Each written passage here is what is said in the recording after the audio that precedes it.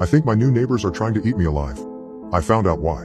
The new neighbors moved into the house across the street from us just a few weeks ago. The place had only been on the market for a matter of days before the deal closed.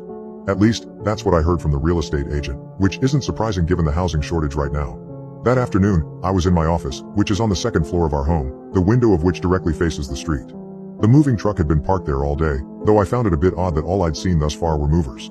Every time I looked up, which was often since I couldn't focus on my novel, I expected to catch a glimpse of our elusive new neighbors, but alas, I was going to have to stay curious. My wife Carmela was the one who originally suggested we invite them over for dinner. I think it would be a really nice gesture, she said, while we were eating at the dinner table that night, just the two of us. As much as I like watching people through my office window, I'm not particularly crazy about interacting with them. Do we have to? We barely ever spoke to the Carmichaels, she reminded me. I'd love to actually get to know our neighbors this time. Sure. Yeah. I said this so casually, shrugging my shoulders, as if agreeing wouldn't change my life, but if I could go back in time, I would have shut down the idea right then and there. Asterisk. The next morning when Carm left for work, she asked if I could take a break from my novel at some point and knock on the new neighbor's door to invite them to dinner like we discussed. Of course, I said. All day I dreaded the task. It was actually giving me so much anxiety that I couldn't even get any work done. Finally, just after lunch, I decided to get the deed over with. I went outside, crossed the street, and walked up the steps of the front porch. The first thing that struck me as odd while I was standing there was the fact that all the curtains were drawn, despite the fact that it was daytime. The Carmichaels didn't even have curtains, I thought to myself. Did they just put those up? My heart began beating a little faster while I anticipated the awkward first meeting conversation. I told myself to just knock on the door, but that was easier said than done. I'll just tell Carm they didn't answer, I finally told myself. Because why not? It felt like a believable enough lie. The moment I stepped back down the porch is when I heard it. The front door creaking open. I stood there, frozen, now trying to think of how I was going to explain why I stood at their door for 30 seconds before walking away without even knocking. Can I help you? It was a woman's voice. She honestly sounded pretty nice, as well as confused, and I couldn't really blame her for that. I turned around and saw her narrow, pale face, sticking out of the doorway. She seemed to be around my wife's age and wore her dirty blonde hair up in a bun. She seemed a bit sweaty too, which made sense considering moving absolutely sucks. It took me another second to reply, but I finally managed to get some words out. I'm your neighbor from across the street. I was just walking over to say hi, but I, decided not to bother you while you're still getting situated. The woman smiled at me, showing teeth. You're no bother at all. I appreciate you saying hello. I'm Liz. I fudged a smile. Ryan. Also, my wife was wondering if you and, your partner would like to join us for dinner sometime.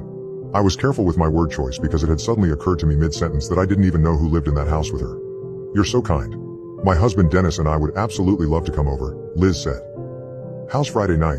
I couldn't tell her what I was really thinking, which was that Friday night, as well as any other night, were all no good for someone who doesn't like to socialize in general, but I simply smiled and said, we'll see you then.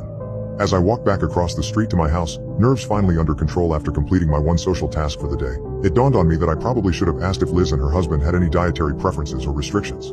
In retrospect, I'm so glad I didn't. All week, I dreaded the event. By the time Friday finally rolled around, I told myself that if I had a decent amount of wine with dinner, then perhaps I'd be slightly less miserable. I started drinking before they even got there.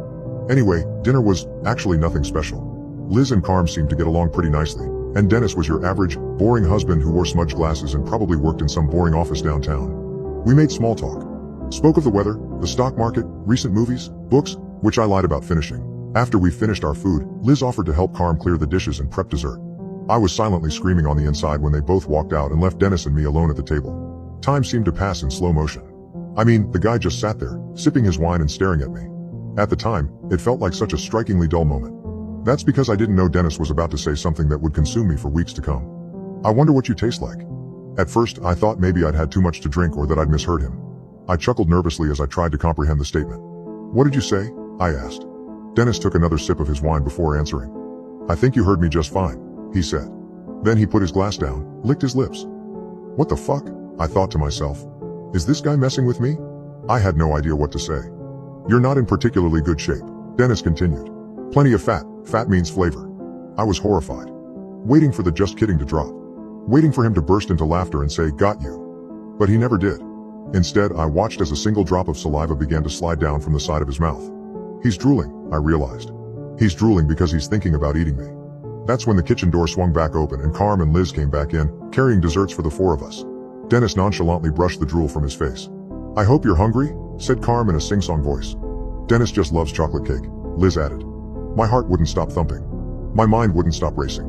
There was simply nothing I could say. So I stayed quiet for the rest of the night, gently poking at my cake. Asterisk. By the time Liz and Dennis finally went back home, Carm was already on my case. "Why'd you get so quiet?" she asked. It was kind of rude, frankly. I was still too freaked out to defend myself. And honestly, I didn't even know how to begin to explain what had happened. "Hey," Carm started. "What's wrong? Are you okay?" Obviously I wasn't. "Did something happen at dinner? I can't help if you don't talk to me." I swallowed. Then finally told my wife the truth. "Dennis, he said that. He wondered what I tasted like." "What?" Carm was confused, as was I. "I don't know," I admitted. "He was talking like he wanted to eat me." The moment the words left my mouth, I knew what Carm would say.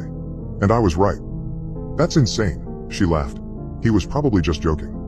It really didn't seem like it. Our conversation escalated into a small fight, which was crazy, because Carm and I almost never fought about anything. And here we were, debating about whether or not my neighbor implied he wanted to eat me. "I don't like seeing you like this," she said.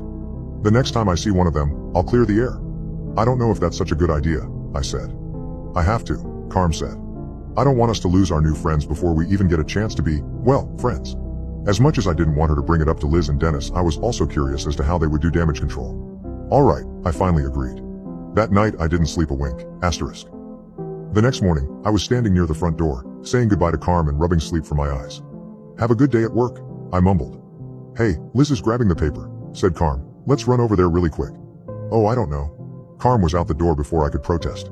I kicked my slippers on and went after her. The two of us intercepted Liz on her lawn just as she was making her way back to the house. "Morning, Liz," Carm shouted, rushing across the street. Liz turned around, a sleepy smile on her face. "Hi, Carm. Thanks again for inviting us over last night. Dennis and I just adored your cooking." "Oh, it was no problem," huffed Carm. By now I'd caught up to my wife and was standing just behind her, as if I was a little kid waiting for his parent to handle the confrontation so I didn't have to. "Listen," Carm continued.